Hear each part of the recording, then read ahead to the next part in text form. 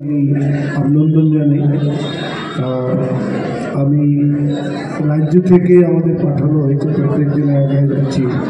এখানে মাননীয় জেলা শাসক আছেন আইসারানি, আমাদের বিধায়ক সাহেব, পঞ্চায়েত সমিতি সভাপতি, জেলা পরিষদের মেম্বার, পঞ্চায়েত সমিতি, বিডিও সাহেব, এমপি সাহেব সহ আমাদের কৃষি দপ্তরের আধিকারিক সবাই এখানে আছে।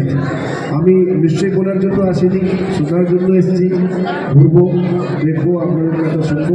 একটাই বলতে পারি, এখানে আপনারা যারা আসছেন, যেসব পরিষেবা মাননীয় মুখ্যমন্ত্রী ঘোষণা করেছেন দুয়ারে সরকারের মাধ্যমে, এখন যদি সুযোগ না পেয়ে থাকেন या কোনো পরিষেবা পেতে গেলে কোনো সমস্যা আছে, অ্যাকাউন্টে সমস্যা থাকতে পারে, নাম নথিভুক্তিকরণ সমস্যা থাকতে পারে, या অন্য কোনো কাগজের সমস্যা থাকতে পারে, আপনারা এই ক্যাম্পে এসে সুযোগ সুবিধা নিয়ে যাবেন। এটাই আমার মূল কথাটা।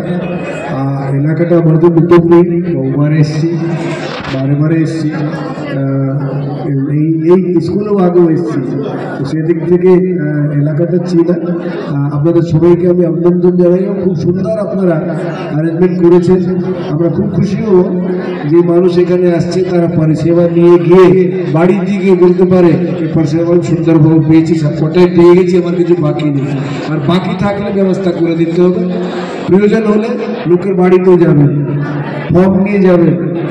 কেউ এমন লোক হতে পারে যে আসতে পারছে না, ফিজিক্যালি চ্যালেঞ্জ আছে, খুব বেশি বয়স হয়ে গেছে, তার আপনার কোনো দরখাস্ত হতে পারে।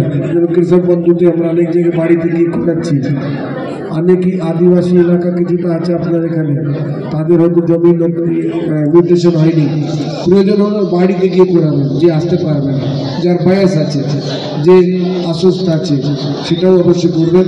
আপনাদের সবাইকে অভিনন্দন জানাই, শুভেচ্ছা জানাই। আপনারা সবাই ভালো থাকবেন। নমস্কার।